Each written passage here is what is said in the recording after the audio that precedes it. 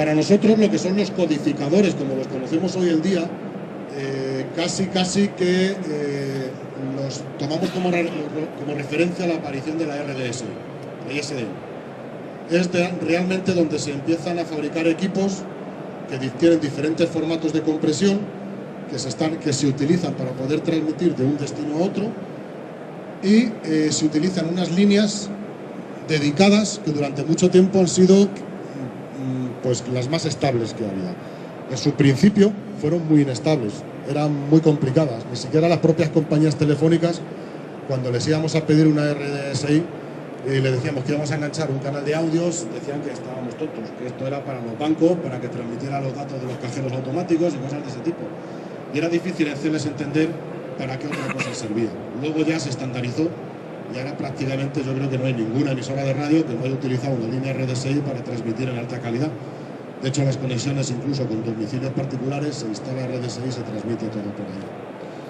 Pues bien, la RDSI en su momento es donde aparece lo que ahora nos llega a nosotros como revolución, pero que utiliza esa base de tecnología, que es la codificación de audio, solo que en lugar de mandarlo por esa línea vamos a utilizar líneas de datos ADSL. Hay muchos tipos de líneas, pero vamos a utilizar un poco, por ser más rápido, porque el tiempo nos va a premiar continuamente, como base lo que es la ADSL que conocemos todos en nuestra casa.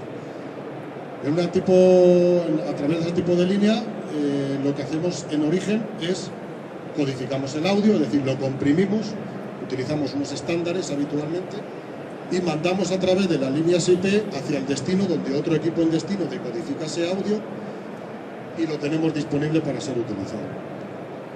¿Dónde empieza la diferencia fundamental? Porque lo básico es lo mismo, codificar y descodificar. Pues la diferencia fundamental está en cómo llamamos. En la RDSI se llama a un número de teléfono, era muy fácil. Ahora en IP lo que llamas es a una dirección IP. Es decir, es un algo, arroba y lo que lleve al final.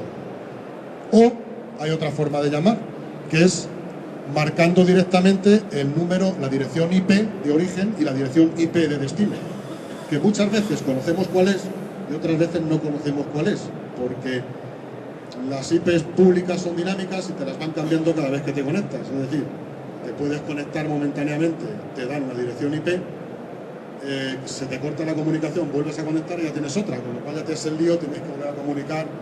Es un poco, hay que conocer un poquito ese mundo, ¿no? Para eso existen las compañías telefónicas, te dan la opción de contratar una IP fija, que sabes que no te la van a cambiar nunca y ese problema te desaparece. Pero si el equipo lo sacas en movilidad, cada vez que llegas a un sitio diferente te van a dar una IP diferente. Entonces, para eso se diseña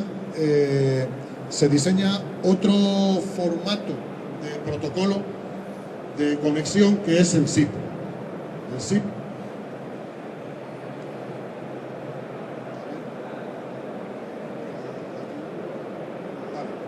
¿qué es el SIP?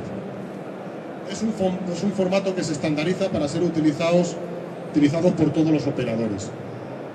Previo a esto, os comento.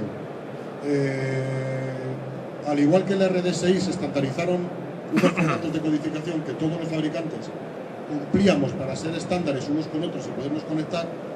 En la IP no comenzó así, comenzó cada uno haciéndolo un poco a su manera hasta que esto empezó a funcionar, pero al final se estableció una norma de cómo conectar los equipos en los protocolos y una norma de cómo poderse llamar uno a otro sin tener que utilizar los números IP, o sea, las direcciones IP de cada uno de los equipos. ¿Qué es el SIP? Es algo muy sencillo. El SIP es como el Skype, que supongo que casi todos conocéis.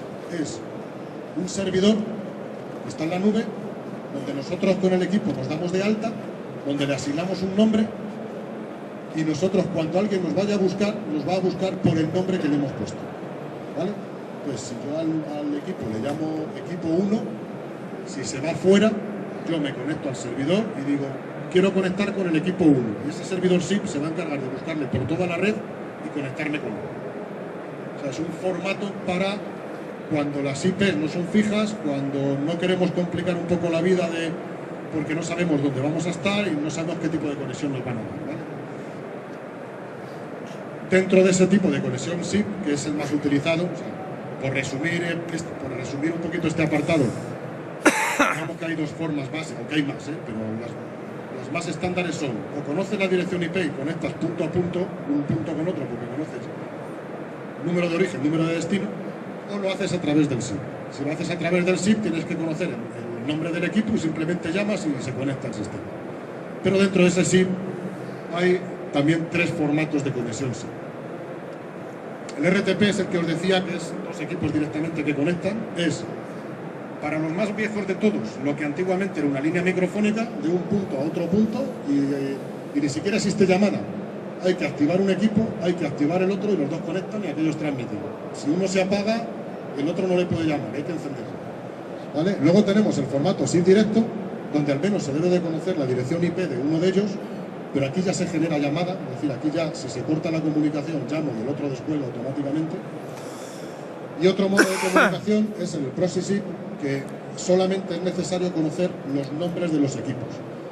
Estos formatos de Proxy SIP, de SIP y demás están dentro del equipo. Ahora al poner el equipo lo programas y dices: yo voy a trabajar en Proxy SIP, y eso significa que directamente además lo habitual es que si tienen agenda, le pegas al botón y aquello llama y el otro descuelga. Es decir, toda esa complicación que en un principio nos plantea todo lo que es un tipo de conexión SIP, de conexión a través de IP, con estos formatos de estándares, lo que nos permite es que se convierta en una comunicación mucho más fácil, porque es algo como llamar a un nombre nada más, ¿vale? Bueno, pues esta es la base de los codec IP.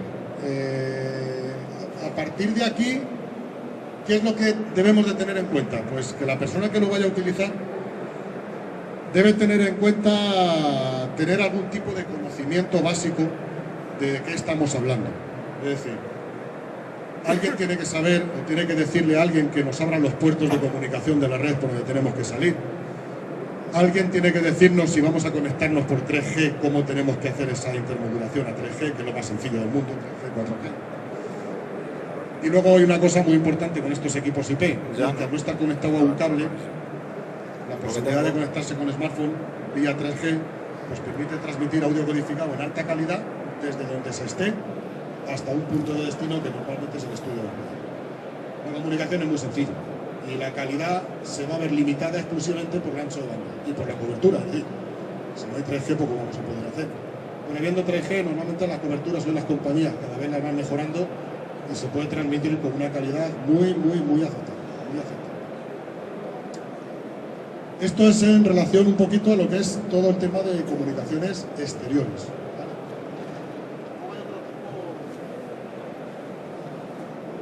Hay otro tipo de comunicaciones que desde hace un tiempo hacia acá nos estaban planteando algún problema en las emisoras, y es que todos los estudios tenían una línea telefónica. Bueno, aquí lo que os enseño es dentro de la empresa en la que estoy, la gama de equipos de codec que tenemos. No existe posibilidad o es difícil poder conectar una consola de mezcla con un híbrido telefónico a una centralita IP, porque lo que te da son extensiones IP y teléfonos IP. No hay manera posible de hacerlo. Habría que buscar unos equipos intermedios que fueran compatibles con la centralita, y eso a los fabricantes nos ha hecho ponernos un poco a investigar, un poco a ver qué podemos hacer para salir de este problema. Y lo que hemos hecho ha sido unos híbridos IP. Es decir, es un híbrido telefónico, es un códec, al fin y al cabo es un códec, pero que tiene un formato un poco diferente de conexión, porque se va a conectar a un tipo de centralitas que son IP. ¿Qué es lo que necesitamos conseguir con ese tipo de centralitas? Pues es que esas centralitas ya no nos llaman direcciones IP, porque llamas a un señor desde su casa con un número de teléfono y alguien espera que le descuelgue al otro lado. Pues eso es lo que conseguimos hacer nosotros, a través de esas centralitas, que bien, los equipos se pueden hacer compatibles con algunas de las centralitas que hay en el mercado, de las de marcas de Telefónica, de marcas de otro tipo, y hay otras veces que esas centralitas no permiten la estandarización, o sea, no permiten que nos conectemos con ellos porque están cerradas, no tienen los códigos abiertos para podernos conectar. En ese caso lo que hacemos es que cada uno se puede montar su propia centralita. Las centralitas Asterix son código abierto, están disponibles en internet y hay muchos distribuidores que te pueden dar el servicio de montar la centralita y te la mantienes tú, es un PC. Son centralitas virtuales donde le conectas con una línea de datos y aquello te gestiona todas las llamadas. O bien hay empresas que directamente te dan el servicio externo. Es decir, directamente lo que tú contratas es un servicio con un número de líneas y esa empresa a través de la DSL te lo entrega y ellos se encargan de mantenerte todo ese conjunto de centralita como tal. Cuando llega a nuestro extremo, ¿qué es lo que nos llega? Nos llega una línea de datos. A esa línea de datos, ¿qué le ponemos? Un codificador. Y ese codificador que tiene salidas de audio, lo conectamos a la mesa de mezclas y ya tenemos directamente un híbrido IP adaptado a lo que son llamadas de teléfonos. ¿Vale? ¿Qué tiene de interesante? Los costes.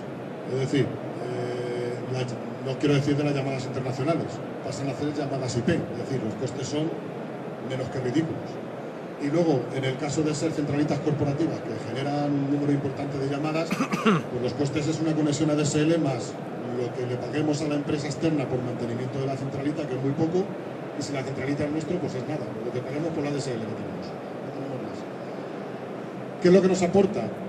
Pues que ya la comunicación se puede transmitir en una alta calidad, hasta el formato equivalente a G722, en audio, o HD Voice, que se llama, a lo mejor algunos ya habéis empezado a escuchar hablar de ello, que es HD Voice, que es un G722, es un ancho de banda de 7,5 kHz de ancho de banda, que es lo que te da cualquier transmisión de RDSI que se estaba haciendo ahora desde exteriores. O sea, la sensación es que la persona que habla está dentro del estudio, no está hablando por una línea telefónica.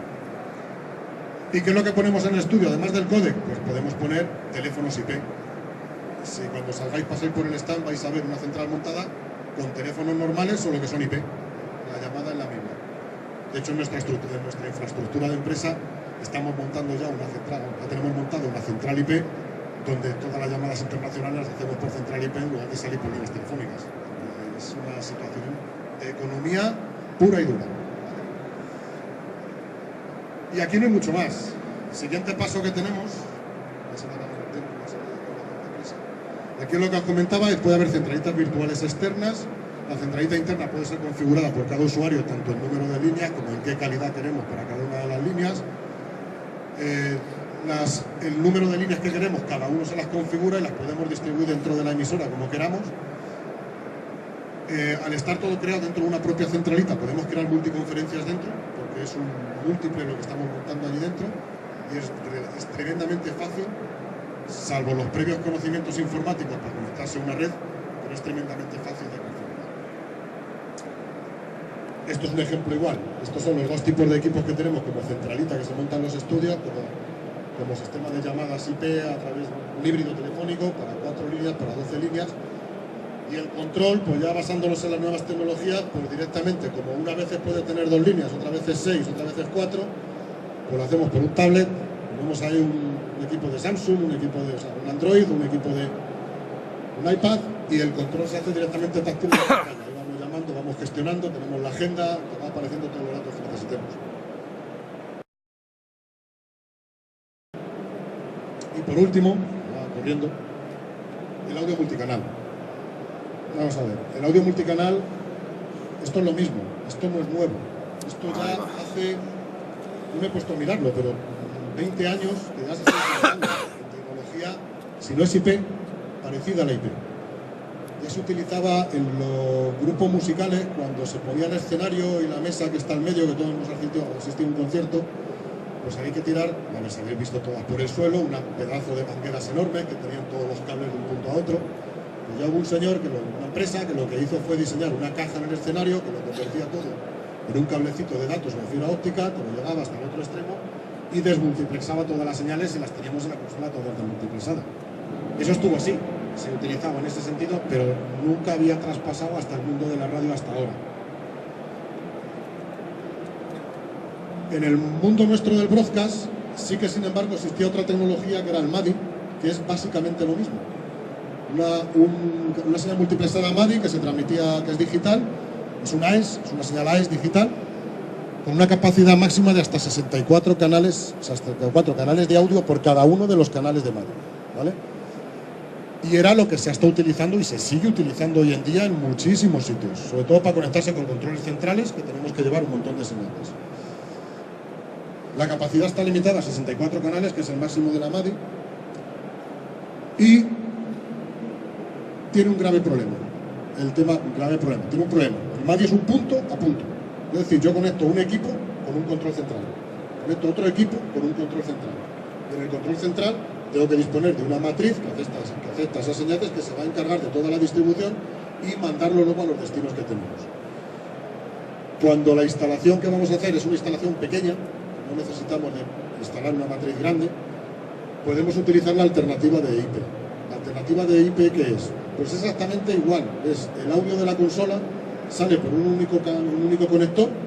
En este caso utilizamos otra tecnología estándar que ahora lo comento, que es Dante, y ahí podemos tener tantas señales de audio como la mesa sea capaz de entregar a través de esa tarjeta y como la red de IP sea capaz de soportar. ¿Qué es lo bueno que tiene? Lo bueno que tiene es que no es de un punto de origen a un punto de destino, sino que es, yo cojo todas las señales, las pongo en una red, un switch se encarga de repartirlo por toda la red y cualquiera de los equipos o usuarios conectados a esa red van a acceder a coger la señal y traérsela que ellos quieran. El resto estarán por ahí. Es decir, yo me puedo traer de una red de 30 canales de audio, me puedo coger los 30 yo, pero se puede coger los 30 el otro. Es un multicast, es un broadcast, es una señal que se reparte y se distribuye en la red. Y cualquiera puede cogerla. Pero es que además de cogerla, yo también lo pongo lo mío. Con lo cual acabo de crear una matriz virtual en la que cualquiera de las señales está disponible en todos los sitios. Eso evita cableado, no voy a contar el qué, porque es simplemente montar una estructura de red, un switch, unos cables de red y todo interconectado entre sí, ¿vale? Nos encontraremos con algunos problemas, sobre todo en las primeras instalaciones, en la que no todos los equipos de red, todos los equipos que tenemos en el estudio tengan conexión de red para poderse conectar a esa red de ahí. Bueno, pues lo que hacemos los fabricantes es crear unas cajas que tienen directamente conexión de audio analógico ASB por el frontal y por detrás nos da esa conexión Ethernet que nos va a conectar junto a toda la red. Es decir, si tenemos equipos, por poner ejemplos, un CDO, tenemos un equipo híbrido telefónico que tenemos que no tiene esa conexión, pues yo lo conecto a esta caja. Las cajas, ahora os enseñaré unos modelos que tenemos, los hay de hasta 32 canales, y lo que hace es que esa caja me convierte todo ese audio que tengo conectado, lo convierte dentro de la red y ya permanece dentro de la red para ser compartido por todo el mundo. ¿Qué es lo único que no hace esta red? Sumar señales. Si necesitamos suma de señales, sí que no queda más remedio que montar una parte de matriz. Pero lo que es distribuirlas a todos los que estén conectados simultáneamente. Por otro lado, hay que tener en cuenta lo mismo que os he dicho antes con los codificadores. Aquí estamos trabajando con redes IP. Es decir, hay unos protocolos de comunicación, hay unos protocolos de conexión y cuando algunos fabricantes se adelantaron en este momento y empezaron a fabricar los primeros equipos, pues idearon sus propios formatos de conexión y sus propios códigos de conexión. ¿Eso qué hacía? Que si comprabas material de esos equipos, para que aquello funcionase, todo el equipamiento tenía que ser del mismo fabricante. Si no era incompatible, porque con esto no se entendía. Nosotros como empresa esperamos a que apareciese la norma. La norma, estuvimos apuntados dentro de un grupo, que era Ravenna, que estuvimos esperando, que ellos también se supone que iban a ser la norma, la cosa se retrasaba. Ha habido un poco de lío con ese aspecto. Unos fabricantes estaban por un lado, otros por otro. Al final ha habido un grupo que ha desarrollado toda la norma de interconexión, que es el que ha destacado por encima de los demás, porque prácticamente todos los fabricantes nos hemos ido con él. Desde Solid State, hasta Yamaha, hasta Studer, nosotros como EQ nos hemos ido con ellos, y es Dante, el nombre que aparecía antes. Ellos te dan una parte del desarrollo para que tú incorpores, y ellos son los que se encargan, los que te dan la norma para que todo el protocolo de interconexión sea el mismo. ¿Esto qué significa? En un estudio de radio tú puedes poner la consola de AEQ, pero puedes poner otro equipo de otro fabricante que si cumple la norma Dante le vas a conectar y aquello se va a ver y se va a poder transmitir el audio. Lo cual no obliga al usuario a tener que estar siempre atado a ese fabricante, sino ir poniendo los equipos que más le interesen, porque incluso ese fabricante puede no tener un equipo que al propio usuario le interese utilizar. Y todo lo que ocupa, en este caso nosotros con el tema de Dante, es con lo que hacemos la compatibilidad para prácticamente todos los fabricantes. Esta tecnología es tremendamente sencilla, porque aquí no hay nada. Aquí no hay como nosotros que hay que generar llamadas, te tienes que conectar a internet, tienes que crear. Aquí simplemente hay un mapa, hay un software que es un mapa con puntos de cruce, como cualquier matriz, donde tú decides cuando conectas las das de alta y donde decides en el equipo que estás conectando cuál quieres escuchar y lo clicas directamente hacia la salida que vas a utilizar. Punto, y aquello funciona. ¿Vale? Y esto, ya no vamos de tiempo, y esto es en principio, hoy por hoy, los 3 tipos de tecnología IP que ya están implementándose en los estudios de radio, que ya nos va llegando poco a poco y que no tenemos más remedio que ir implementando, porque las líneas que todos conocíamos como analógicas ya no se pueden utilizar prácticamente, las digitales han desaparecido, las compañías telefónicas ya ni las mantienen siquiera, y lo único que te ofrecen es IP para llamar fuera. Las centralitas, ya nadie va a fabricar centralitas telefónicas analógicas, van a fabricar centralitas IP, no queda más remedio que irse enganchando a ello. Y por último, el tema del multicanal IP, pues solamente por ahorrarse temas de cableados, temas de interconexión de equipos, temas de... montas una pequeña red, una red normal, con un switch que sea bueno, y todo el audio está circulando con un simple cable de red que no va a plantear ningún problema. Esto que os he explicado aquí es algo como muy abreviado de realmente todo lo que se puede hablar de este sentido. Lo que sí que os digo es que nosotros para la semana que viene tenemos organizado dentro de nuestras instalaciones unos cursos de un día de duración en el que se está apuntando gente de nuestros clientes, pero que os invitamos a que os apuntéis, gratuito totalmente en nuestras instalaciones, para daros una explicación mucho más profunda de realmente cómo funciona todo esto, realmente cómo hay que hacerlo y realmente hasta dónde se puede llegar. Creo que con esto me parece que ya lo que pongo ahí. El audio pone que algo parecía como muy raro en el futuro es ya una realidad. Y ya, además, es lo que antes de comprar cualquier cosa alguien debería de pensarse, porque puede que la adquisición de equipos con tecnología antigua en 3, 4 o 5 años se queden obsoletos y el equipo haya que directamente tirar. Si alguien quiere preguntar algo, estamos a tiempo, aunque seguramente me empujarán desde afuera. Pues muchísimas gracias a todos.